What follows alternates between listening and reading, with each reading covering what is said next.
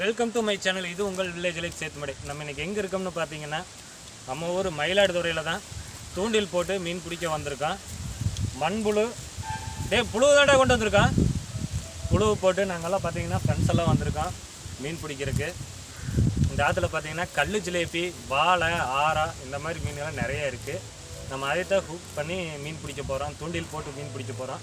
இப்போ வாங்க எப்படி பிடிக்கிறதுன்னு பார்க்கலாம். போகலாமா? அப்புறம் இன்னொரு விஷயம், தூண்டில் பார்த்திங்கன்னா நாங்கள் இந்த மாதிரி தான் செட் பண்ணி வீட்டிலேருந்து கொண்டு வரது இந்த மாதிரி தான் செஞ்சு வச்சுருக்கோம். இது பார்த்திங்கன்னா இதான் தூண்டில். இது பேர் பார்த்திங்கன்னா நாணல். இங்கே வந்து லோக்கல் லாங்குவேஜில் வந்து சீனாளி அப்படின்னு சொல்லுவாங்க. இதில் வந்து நம்ம தூண்டிலை கட்டி நம்ம மீன் பிடிக்க போகிறோம். இப்போ எப்படின்னு காமிக்கிற பாருங்கள்.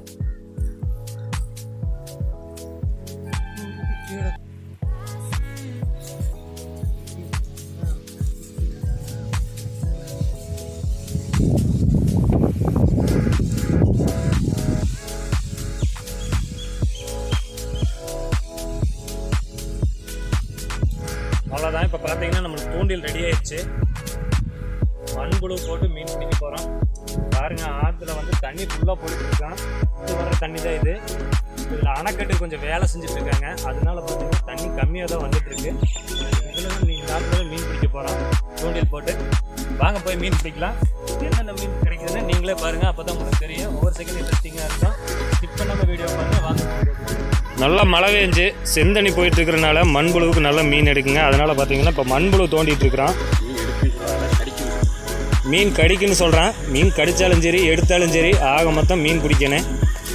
விஷயம் அதுதான். கட்டாயம் என் காதலாச்சி கைப்பூடிப்பா தென்றல் சாட்சி.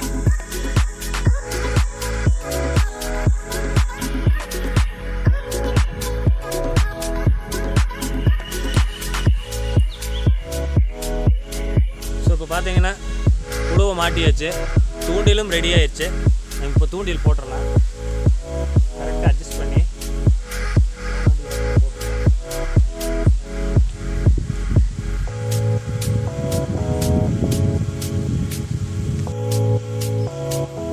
பார்த்தீங்கன்னா மீன் கடிக்குது.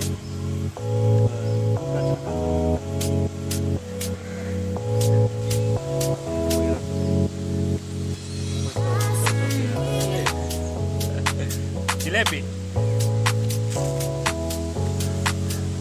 இதுதான் கல் ஜிலேபி. ஆனால் குட்டி இதுலேயே பெரிய மீன் இருக்கு.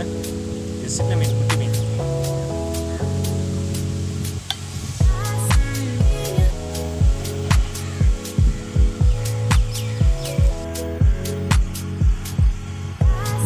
ஓகே, நெக்ஸ்ட் தூண்டி போடலாம்.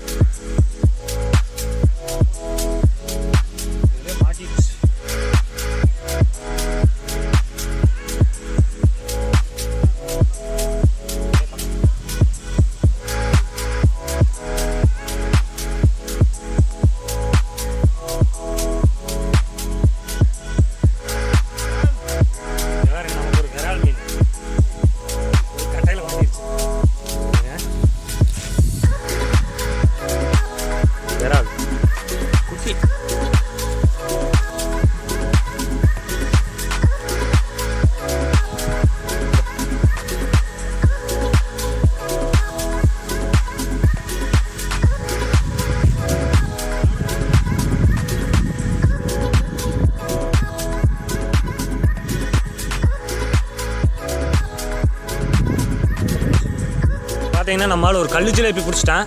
பாருங்க, இதான் கல் ஜிலேபி. இப்போ தான் பிடிச்சது, உயிரோடவே இருக்குது. நான் அந்த சைடில் போயிட்டு வரக்குள்ளே பிடிச்சிட்டேன். எவ்வளோட வரும்? ஒரு 4 பேரில் அகலம் வருமா? ஒரு 1/4 கிலோ வரும். இது பேர் கல் ஜிலேபி. இது நம்ம ஆற்று ஜிலேபி விட நல்லா இருக்கும். நல்லா கெட்டியாகவும் இருக்கும், நல்லாயிருக்கும் மீன். நம்மளால் வந்து டீயா இவன் பார்த்தீங்கன்னா ஒரு உழுவ மீன் பிடிச்சிட்டான். மூஞ்சி கட்டுறேன், இங்கே வர்றான் பாருங்க. இவன் ஒரு உழுவ மீன் பிடிச்சிட்டான். இதானுங்க உழுவை. ஆனால் இது பேர் கிழங்கா மீன். கிழங்கு மாதிரியே இருக்கேன். மரவள்ளி கிழங்குன்னு நினச்சிடாதீங்க. ஆனால் மீன் பாருங்கள், அருமையாக தரமாக இருக்குது. கண்ணாடி மாதிரி இருக்குது. தவறு கறி, அளவு கறி. இதை இவன் பிடிச்சது தான். என்னாச்சு?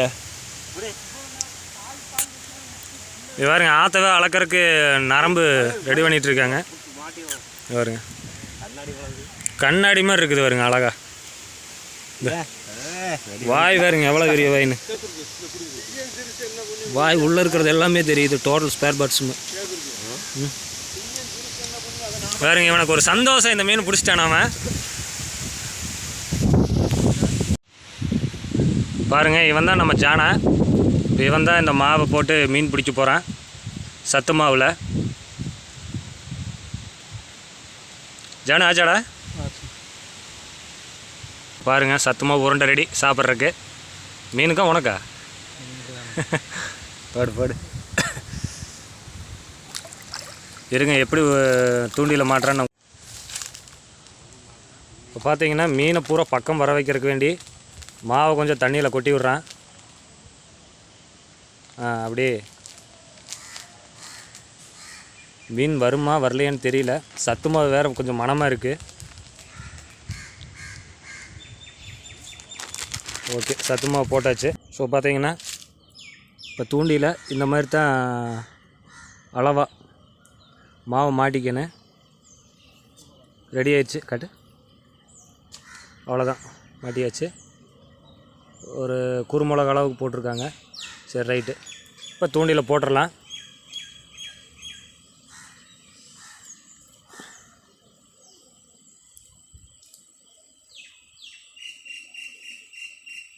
இதோட ரொம்ப நிழலாக இருக்கிறங்காட்டி உங்களுக்கு சுத்தமாக தெரியுது என்னங்கிறது தெரியல.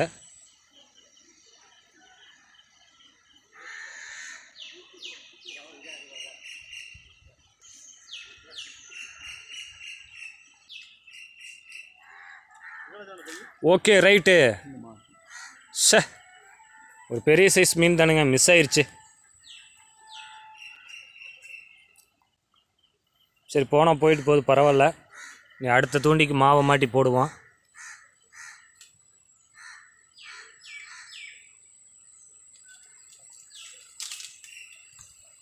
மாமரத்தை வெட்டி இல்லாமல் இடத்துல இருந்துச்சுண்ணா. ஓகே, ரெண்டாவது மறுபடியும் தூண்டில் போட்டிருக்குது. தூண்டில் போட்டோன்னா கடிக்குது, பிடிச்சிடுவான்னு நினைக்கிறேன்.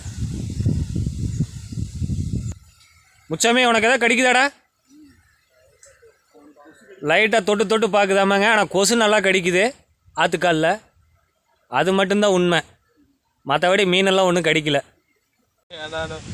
புழு காலியாகி 1 மணி நேரம் ஆகியுமே அந்த தூண்டிலையும் போட்டு உட்காந்துருக்கான் நம்மால். இங்கே காட்டு, பிடிச்சிட்டியாடா? இங்கே பாருங்க, சத்து மாவு சக்ஸஸ் ஆகி போச்சு. இருங்க, சத்து மாவுக்கு ஒன்றும் கிடைக்காதுன்னு நினச்சா, ஆனால் சக்ஸஸ் ஆகிடுச்சு, பிடிச்சிட்டேன் நம்மால். இங்கே பாருங்க,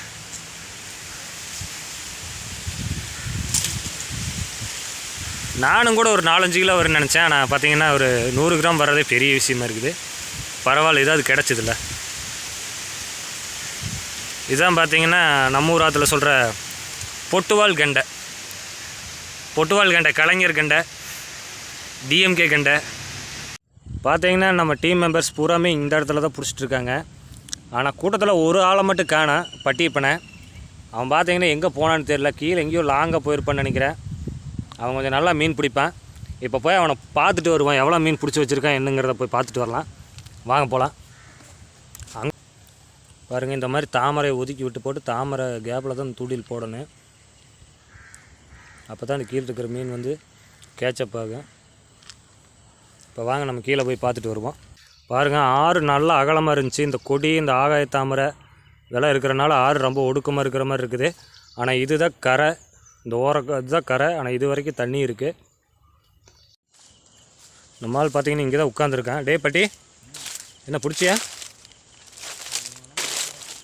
2-3 சொல்லிவிட்டு அரைப்பை நிறச்சிட்டு தெரியுது. குறிச்சி அது வாங்க, குறிச்சி பார்க்கல எத்தனை பிடிச்சிருக்கானு.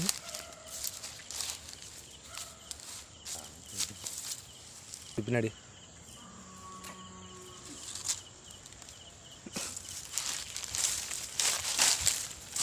பாருங்க எவ்வளோ மீன் பிடிச்சி வச்சுருக்கானு. வாங்க கொட்டி காமிக்கிறேன்.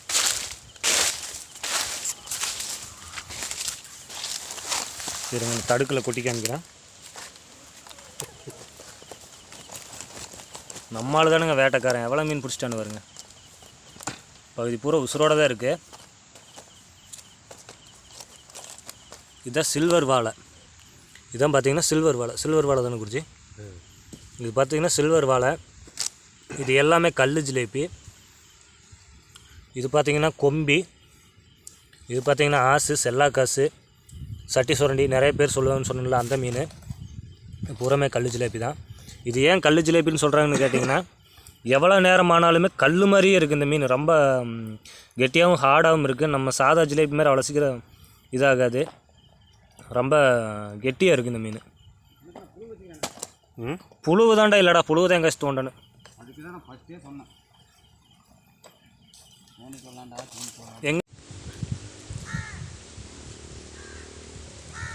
ஓகே, அவ்வளோதான். இப்போ பார்த்தீங்கன்னா கிளம்பிட்டான். மீன் கொஞ்சம் தான் கிடச்சிது. புழு சரியில்லைங்க, அதனால் மீன் வந்து நிறைய கிடைக்கல. புழுவும் தோண்டி பார்த்தோம், புழு அவ்வளோக்கா ஒன்றும் நம்ம நினைக்கிற மாதிரி நல்ல புழு இல்லை. ஓகே, சரி பார்ப்போம் ஆர்ஆர் எவ்வளோ பிடிச்சிருக்காங்கன்னு. ஜான் கொண்டு நீ எவ்வளோ பிடிச்சிருக்க காட்டு. கொட்டுறா கொட்டு. பாருங்க, நம்மால் ஒரு சில்வர் வாழை ஒன்று பிடிச்சிருக்கேன்.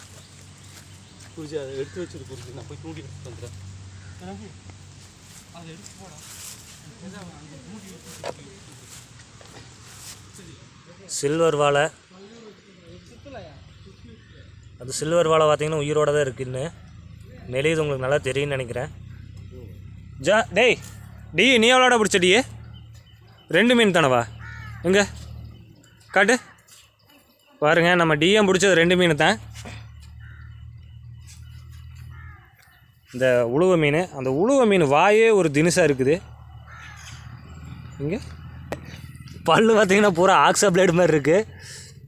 இங்கே பாருங்க, அது எப்படி இப்போ பண்ணுது இந்த மூமெண்ட்டு.